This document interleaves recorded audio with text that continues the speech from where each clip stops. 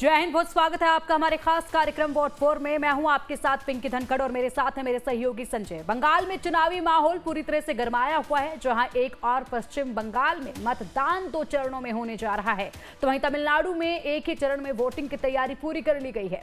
सबसे पहले बात बंगाल की करेंगे। यहाँ 23 और 29 अप्रैल को 2 चरणों में मतदान कराया जाएगा। चुनाव आयोग ने सुरक्षा के कड़े इंतजाम किए हैं और संवेदनशील इलाकों में अतिरिक्त बलों की तैनाती की है। तो राजनीतिक दलों ने भी पूरी ताकत झोंकी है और चुनावी रैलियों का दौर अपने चरम पर है। दोनों राज्यों में चुनावी मुकाबला बेहद दिलचस्प माना जा रहा, और जहां एक तरफ बड़े बड़े दिग्गज अपनी किस्मत आजमा रहे, तो वहीं दूसरी तरफ जनता के मुद्दे भी केंद्र में हैं। और अब देखना दिलचस्प होगा कि इन चुनाव में जनता किसे अपना समर्थन देती है और किसके सिर सस्ता है जीत का ताज।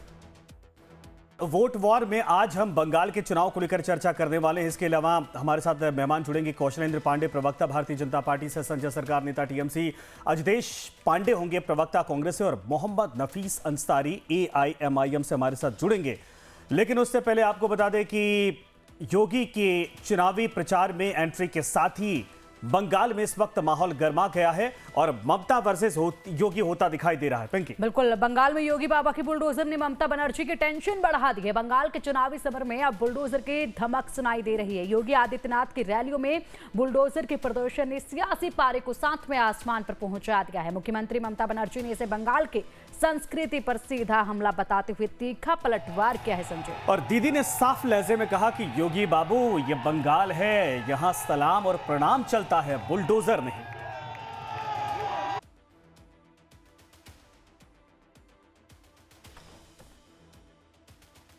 यहाँ की कला और संस्कृति के साथ, यहाँ के अध्यात्म के साथ, यहाँ की बहन और बेटियों के साथ, यहाँ के नौजवानों के रोजगार के साथ जो भी खिलवाड़ करेगा, उत्तर प्रदेश का बुलडोजर उसको ठीक ढंग से जवाब दे देगा।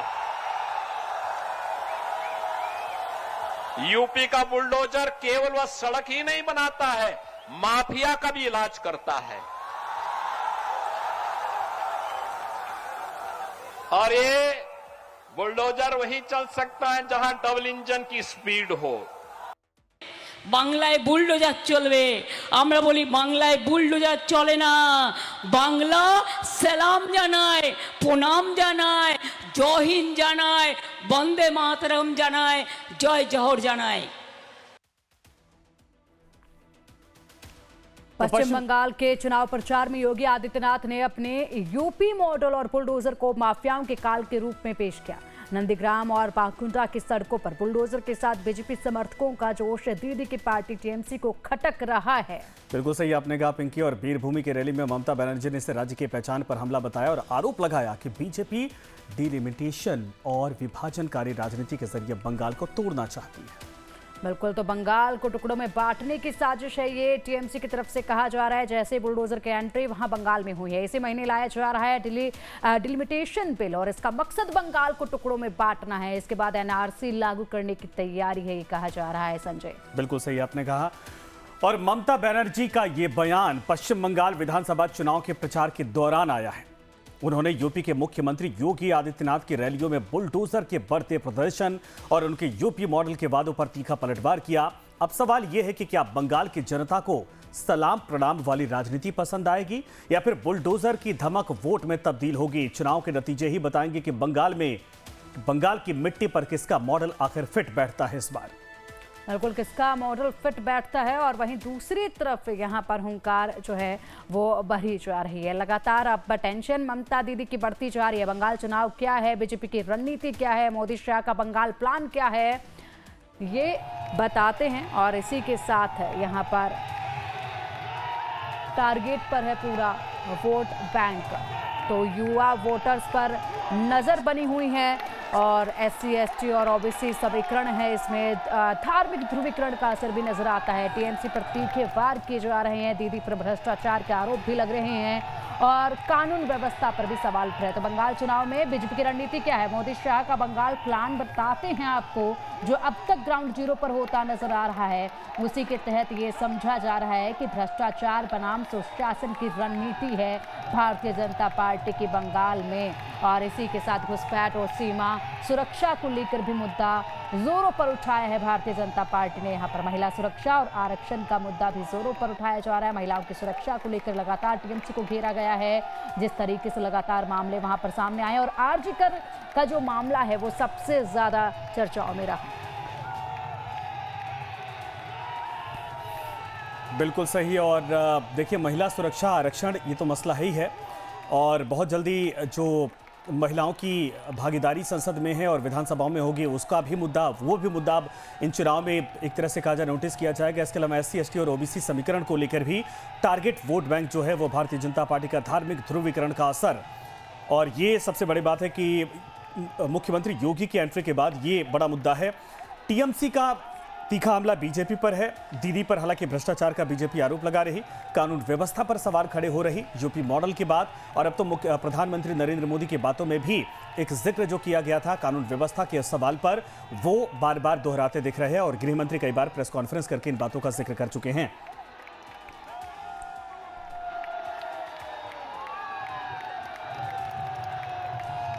तो हमारे साथ जो मेहमान हैं अब उनके पास चलते हैं। कौशल पांडे प्रवक्ता बीजेपी से, संजय सरकार TMC से और नफीस अंसारी साहब हमारे साथ हैं AIMIM से। आप सभी का एक बार फिर से स्वागत है। कौशल पांडे जी, आपके पास आते हैं। ज़रा ये बताइए, मुद्दे तो बहुत सारे हैं लेकिन योगी जी की एंट्री के बाद आप लोगों ने बुलडोजर वाला मॉडल, इसके अलावा मुल्ला कठमुल्ला की एंट्री करवा दी, धार्मिक ध्रुवीकरण का पॉलिटिकल पंडित कह रहे हैं कि बड़ा प्रयास किया जा रहा है, लेकिन दीदी तो सीधे तौर पर कह रही कि भाई ये यूपी नहीं है, ये बंगाल में प्रणाम सलाम आदाब चलता है, ये बुलडोजर यूपी में चला है, ये बंगाल में नहीं चलेगा।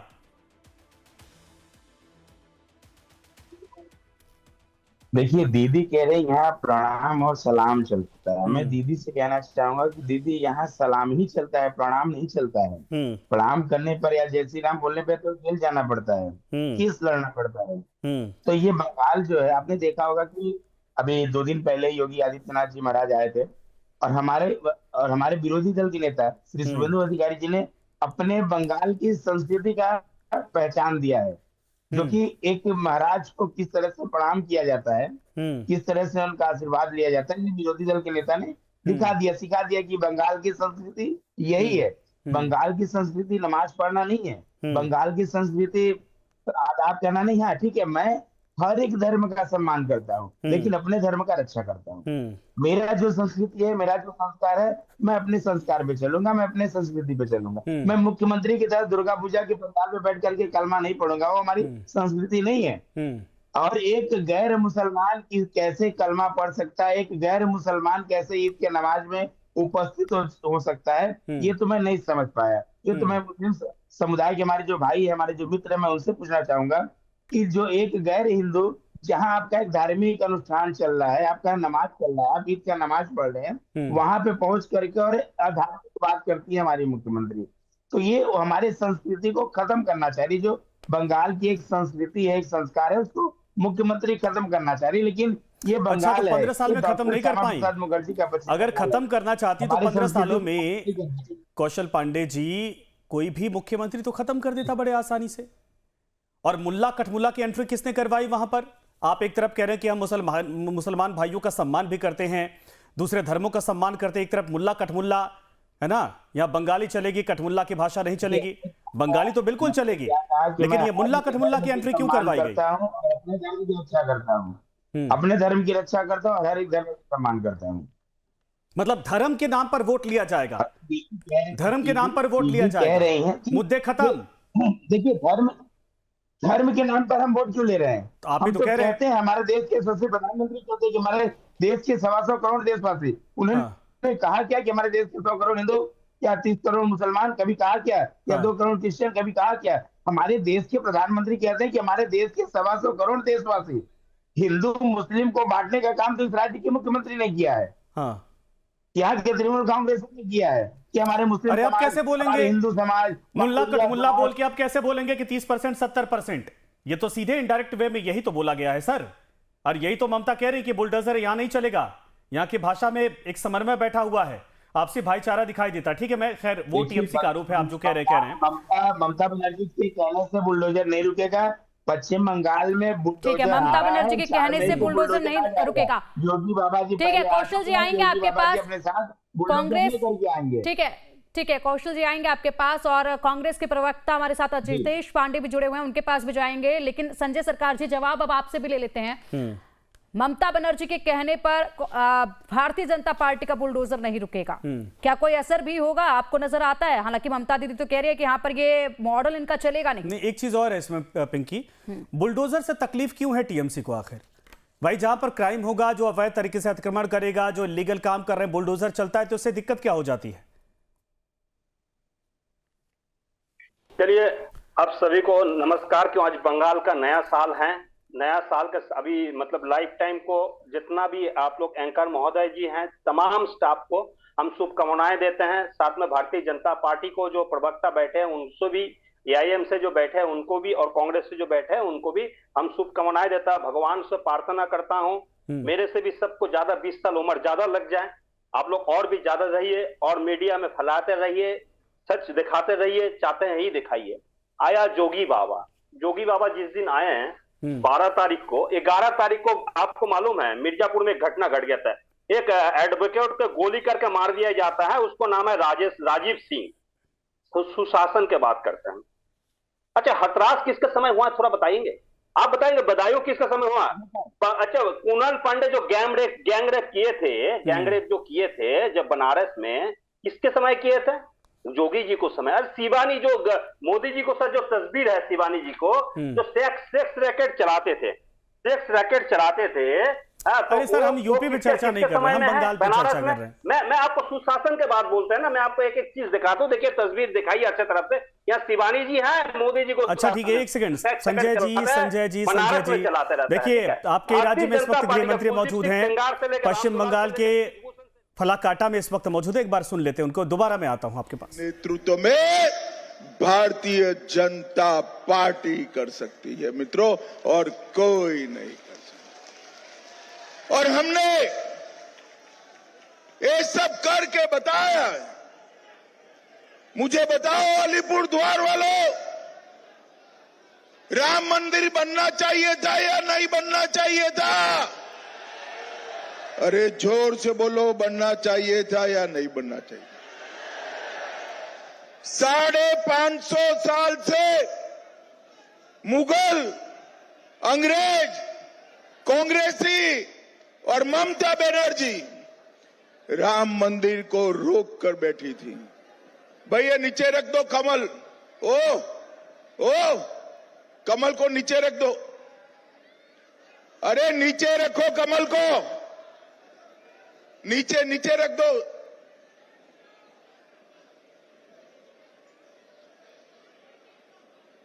बस राम मंदिर को रोक कर बैठे थे। 19 में आपने भारतीय जनता पार्टी की फिर से सरकार बनाई। मोदी जी ने 550 साल के बाद राम मंदिर बनाकर जय श्री राम कर दी। और भाइयों बहनों, ये ममता दीदी अपने ही एक चेले हुमायूं कबीर को अपनी पार्टी से बाहर निकालकर बंगाल की विवेकानंद की माटी पर बाबरी मस्जिद बनाना चाहती है। क्या ममता को बाबरी मस्जिद बनाने देनी चाहिए क्या? अरे जोर से बोलिए, बनाने देनी चाहिए क्या? ममता दीदी कान खोल कर सुन लो, आप और भाईपो जितना जोर लगाना है लगाओ। बंगाल भारत की भूमि है, यहां बाबरी मस्जिद नहीं बन सकती। तो बाबरी पर बवाल, जाहिर सी बात है कि पश्चिम बंगाल में मचना तय है, लेकिन बड़ा गंभीर सवाल, इसके पहले आरोप लगता था हुमायूं कबीर पर कि वो बीजेपी की बी टीम है, लेकिन अब अमित शाह कह रहे हैं कि हुमायूं कबीर ममता बनर्जी के ही चेले हैं। तो ब्रेक के बाद एक बार फिर से आप सभी का स्वागत है। इसके पहले आपने देखा कि गृह मंत्री अमित शाह का संबोधन चल रहा था, और जिस बात को लेकर हम लोग चर्चा कर रहे थे, हिंदू मुसलमान मंदिर मस्जिद की एंट्री हो गई। अजितेश पांडे जी आपके पास आना चाहूंगा, क्योंकि आप लोग भी अब वहां तीसरी शक्ति के तौर पर लड़ रहे हैं। मुद्दों की बात अब तक हो रही थी, लेकिन मंदिर मस्जिद का आरोप कांग्रेस पर भी लगा रहे हैं अमित शाह कि वो 150 सालों तक मंदिर नहीं बनने दिए। राम मंदिर का निर्माण हम लोगों ने करवाया और यहां पर कभी बाबरी बनने नहीं दी जाएगी। अब इसको कैसे देखेंगे आप लोग? देखिए, ये मैं भाजपाई साथियों को ये बताना चाहता हूं कि ये मंदिर का जो ताला है ना, वो पहली बार राजीव गांधी के नेतृत्व में खोला गया था और उसके बाद से ही इस मंदिर में पूजा करने की परमिशन हिंदुओं, जो भी श्रद्धालु हैं, वो हिंदू भाई वहां जाके पूजा करते। और रही बात बंगाल में वो बाबरी मस्जिद बनने देंगे या नहीं बनने देंगे, देखिए यही भाजपा या तृणमूल दोनों ही एक सिक्के के दो पहलू हैं दोनों का। अब आप इनसे सामने 15 साल है जहां टीएमसी सरकार रह चुकी है पश्चिम बंगाल में, और करीब 15 साल तीसरा टर्म चल रहा है बीजेपी का केंद्र में। बट इन दोनों के पास इसका कोई जवाब नहीं है कि इन लोगों ने जो वादे किए उसका क्या हुआ, देश और राज्य कहाँ आगे बढ़ रहा है। पश्चिम बंगाल में बंगाल में अब बचा, अब तो हिंदू मुसलमान होना शुरू हो गया।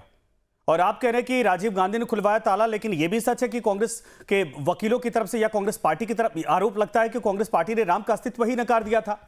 यही तो बीजेपी भुनाना चाहती है। अरे राम का अस्तित्व, मैं आपको बता दूं संजय जी, राम का अस्तित्व ना हजारों लाखों साल का है। ये 50 साल पहले जो पार्टी जन्मी है वो आके राम का अस्तित्व, या कांग्रेस या हम में से कोई भी आदमी जो है ना वो इतना सक्षम, इतना काबिल तो राहुल गांधी क्यों नहीं जा रहे हैं फिर अयोध्या? क्षमता नहीं है कि राहुल गांधी अयोध्या क्यों नहीं जा रहे हैं? फिर हर जगह हजारों लाखों साल से अस्तित्व है तो कहां नहीं जा रहे हैं? क्यों और कोई नेता नहीं गया क्या अयोध्या? राम मंदिर आपने देखा नहीं? सचिन पायलट से लेके कौन नहीं गया? अरे राहुल गांधी को भेजिए ना सर। से लेके कहां? प्रधानमंत्री योगी आदित्यनाथ, गृह मंत्री अमित शाह सब जा चुके हैं। राहुल गांधी नहीं जा रहे, विपक्ष के नेता होने के नाते क्या परेशानी हो जाती है? आप गए हैं क्या संजय जी? क्या संजय जी आप गए हैं क्या? देश का 100, अरे सर मैं तो 1.5 महीना वहां पर रुका हूं। 30 करोड़ लोग गए हैं क्या राम मंदिर के इनॉग्रेशन के साथ साथ और पूर्ण होने तक? मेरी तो बात ही छोड़ दीजिए। मैं हिंदू हूं, मैं आज तक नहीं गया। क्यों नहीं गया? बता रहा हूं, यही तो बीजेपी के पास मौका है, आप लोग मौका देते हैं। बाबरी मस्जिद पर क्या है, बननी चाहिए कि नहीं बननी चाहिए? क्यों मौका देते हैं? ठीक है, आता हूं। नफी संसारी जी पर्सनल नहीं, अगर आप इस बात को एस्टैब्लिश करते हैं कि लाखों साल से भगवान राम का अस्तित्व है, तो आपसे यह सवाल तो पूछा जाएगा। जी बिल्कुल है कि राहुल गांधी जो आपके सबसे बड़े नेता हैं, आखिर क्यों नहीं गए? क्या दिक्कत हो गई, उनको परेशानी हो गई, क्यों नहीं जा रहे हैं? आपने राहुल गांधी के अलावा कांग्रेस पार्टी में और कोई नेता, हमारे बड़े नेता वहां नहीं गए? कितने दिन बाद गए? आपने वो कितने दिनों बाद गए? आपने निमंत्रण दिग्विजय सिंह को आप भेज के, दिग्विजय सिंह को भेज के आप जो है कि जो आरोप आप पर लग रहे हैं उसको डिनाई करवाना चाहते हैं। राहुल गांधी नहीं पहुंचे, प्रियंका गांधी नहीं पहुंची, सोनिया गांधी नहीं पहुंचे। आप तो गांधी परिवार की बात करते हैं ना, कांग्रेस मतलब गांधी परिवार। और जब दूसरा क्रेडिट लेना होता तो किसी और नेता को भेज देते हैं। ठीक है, आता हूं सर, एक छोटा सा, आज भाजपा है, मोदी। ठीक है अजितेश जी, आएंगे आपके पास, फिलहाल रुकेंगे एक छोटे से ब्रेक के लिए। ब्रेक के बाद भी चर्चा लगातार जारी है। ब्रेक के बाद एक बार फिर से स्वागत है आपका। और अब यहाँ पर बाबरी मस्जिद को लेकर भी संजय लगातार जो है बड़ी बड़ी बातें कही जा रही हैं, और हुमायूं कबीर को लेकर भी इस खेमे से उस खेमे में उसको भेजा जा रहा है। बयान आते हैं कि ये तो इनकी भी टीम है, उनकी भी टीम है। संजय सरकार जी, आपसे जानना चाहेंगे बाबरी मस्जिद पर आप लोगों का क्या स्टैंड है? और हुमायूं कबीर को लेकर तो अभी अभी अमित शाह ने कहा है कि ये तो टीएमसी की भी टीम है, और हुमायूं कबीर कह रहे हैं कि मैं तो 100 बाबरी मस्जिद बनाऊंगा। टीएमसी के चेले हैं ममता बनर्जी के हुमायूं कबीर। देखिए, जब हम बोलने चालू किए, आप एक एडवर्टाइजमेंट लेके आ गए हैं। जितना मिर्ची सर माफी के साथ, वो हमारी मजबूरी होती है टीवी मीडिया की, लेकिन हम समय पूरा दे रहे हैं। अब आप बोलिए। एंकरों को लगता है, क्यों लगता है मालूम नहीं है। नहीं, एंकरों की मजबूरी नहीं है सर। संजय जी अगर टीवी को आप समझते होंगे तो हमारी मजबूरी होती है कि हमें ब्रेक पर जाना पड़ता है, कमर्शियल होते हैं, लेकिन अब समय आपको है पूरा बोलने। मैं एक तस्वीर, आप थोड़ा खामोश रहिए, हमको दिखाने दीजिए। एक तस्वीर दिखाता हूं, जो बोलता आतंकवादी खत्म कर देंगे, और अमित शाह को पीछे में आतंकवादी तालिफ हुसैन से कश्मीरी में लश्करी तैयबा को होनहान, मतलब आतंकी अमित शाह को पीछे खड़ा है। ये आतंकी भारतीय जनता पार्टी कश्मीर यूनिट जो थे, कश्मीर यूनिट के ये मतलब माइनॉरिटी सेल के ये सचिव रह चुके हैं। नहीं दिख रहा है कुछ? सोच लीजिए, एक आतंकवादी को लेकर जो खड़ा रहता है, आतंकवादी को लेकर जो खड़ा रहता है, वही आदमी बोल रहा है आतंकवादी खत्म करेंगे।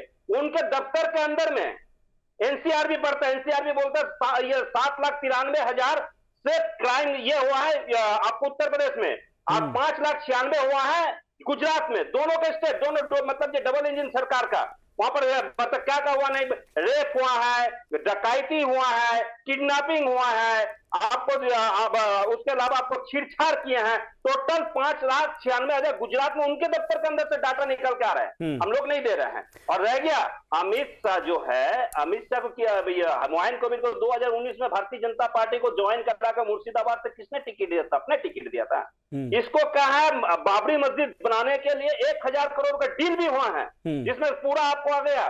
पहले तो बोलो तो एआई है, बात खुद ही हुमायूं कबीर आज बोल रहे हैं जे मेरे साथ तो 51 मिनट बात हुआ कि 19 मिनट का वीडियो क्यों बाहर में आप 19 मिनट नहीं, वो तो सबने देख लिया सर। एक सवाल का जवाब दीजिए ना, बाबरी पर टीएमसी का स्टैंड क्या है? बाबरी बननी चाहिए या नहीं बननी चाहिए? देखिए एक चीज आपको हम पहले भी बता दिए हैं, बाबर का जो आशिक है, बाबर का जो आशिक है, बाबरी उसको नाम पे बनने नहीं देंगे। अगर हुमायूं का माँ के नाम पे यहाँ कुछ बनने नहीं देंगे, वो हुमायूं का माँ के नाम पे, बाप के नाम पे कुछ नहीं है, बाबर के नाम पे भी कुछ नहीं बनेगा बंगाल में। आप सुनिए, ये चुनाव का खेल है, भारतीय जैसे चुनाव खत्म हो जाएंगे ये भी 9-2-11 होकर कहां चला जाएंगे कोई दिखाई नहीं दे। भारतीय जनता पार्टी को 154 सीट में 154 सीट में किसी भी तरफ से टीएमसी को काटना चाहते हैं, ये काटने के लिए लगाया, लेकिन तो खेल तो उल्टा हो गया। जनता जनार्दन बंगाल में जो है ना बहुत ही जो 200 मतलब 202 सीट जो है, 154 मुस्लिम मतलब जो होता है, 76 डायरेक्ट मुस्लिम में है, 52 जो है 52 मतलब जो 30 से 45%, और जब बाद बाकी में 30 से आपको 20 से 25% तक वोट आता रहता है। ये दीपक जी बहुत अच्छा तरफ से दिखाए थे आपको भी। और 48 जो सीट है वो राजवंशी मतुआ सांप्रदायिक है। इस बार एसआईआर में किसका नाम काटा गया मालूम है आपको? 63 लाख हिंदुओं को नाम काटा गया 90 लाख में, जो मतलब 2 से 18 किए थे, जो 3 से 77 किए थे। तो मतुआ समुदाय तो पिछली बार आपको वोट भी कहाँ किया था? 2000 खुश हो जाइए ना कि अगर उनका नाम कटा है तो। हम तो बंगाल का जनता के लिए काम कर रहे हैं। अच्छा भाजपा हो जो एआईएम हो, वो कह रहे हैं बीजेपी की आप कह रही है कि आप मुसलमानों के लिए काम कर रहे हैं। ठीक है, मैं आता हूं, उसका जवाब देता हूं। कौशलेंद्र जी, कौशल पांडे जी, इसका जवाब दीजिए सर। ये बाबरी वाला मस्जिद आप लोगों का सिगुफा छोड़ा गया है, जानबूझकर हिंदू मुसलमान करवाना चाहते हैं ताकि जो है कि यहां पर दूसरा हुमायूं कबीर को आप लोग खड़ा करना चाहते हैं ताकि ममता का वोट बैंक कटे। ये सब चुनावी मुद्दा है, चुनाव के बाद ना आप पूछेंगे ना हुमायूं कबीर दिखेंगे। देखिए हुमायूं कबीर इनके बी टीम है। अगर ये कहते हैं कि हुमायूं कबीर बीजेपी का है तो हजारों हजार पुलिस वहां खड़ी होकर के बाबरी मस्जिद का ईंट क्यों रखने दिया है? भारतीय जनता पार्टी का कोई भी एक कार्यक्रम नहीं करने देती है बंगाल की पुलिस, कलकत्ता की पुलिस। और हुमायूं कबीर इतना बड़ा मुद्दा जो 550 सालों के बाद में उसका मतलब रास्ता निकला। बाबरी मस्जिद की जगह वहां पर राम मंदिर, राम जन्मभूमि पर प्रभु श्री राम का भव्य मंदिर बना। कह रहे थे तो मैं चुपचाना शांति से पहले सुनने की आदत डाली है। यही मुख्यमंत्री। अरे सर बोल लीजिए, समय कम होता है, आप उनके चक्कर में मत पड़िए। ममता बनर्जी एक जगन्नाथ मंदिर भी बनवा रही है, वो भी जिक्र कर लीजिए। जैसी मुख्यमंत्री है वैसे ही काम करता है, सुनने का आदत डालिए, शांति से सुनिए। पहले शांति से सुनिए। अरे बंगाल में क्या हुआ, अभया के साथ में क्या हुआ, ऑफिसर में क्या हुआ? देखिए ये मनोहर खट्टर है, रास्ता में धरतन वाला प्रोजेक्ट बना रहा है। मनोहर खट्टर भारतीय जनता पार्टी का नेता। देख ले। चलिए ठीक है संजय सरकार जी, इस तस्वीर को नीचे कीजिए और कौशल पांडे जी को सुनने दीजिए। ऐसी तस्वीरों को नीचे रखिए, तस्वीरें सबने देखी हुई हैं, अभी इस वक्त उठाना ठीक नहीं। कौशल पांडे जी अपनी बात जल्दी से पूरी कीजिएगा, उसके बाद हमें आगे भी बढ़ना है। देखिए संजय सरकार जी जिस तरह से इनकी संजय सरकार जी तस्वीर को नीचे कीजिए, उसी तरह से संजय सरकार जी बेशर्म है। बंगाल की बात ना करते, बंगाल में यही कलकत्ता की आज जिगर अस्पताल में हमारी बहन अभया के साथ में बलात्कार करके मार दिया गया। अभी भी अपराधी खुलेआम। अरे सर बारी बारी से आप दोनों को रुकना चाहेंगे। एक छोटे से ब्रेक के लिए जा रहे हैं, एक छोटे से ब्रेक के लिए, ब्रेक के बाद आते हैं। मैं चाहूंगा कि आप लोग मुद्दे को क्लियर करें।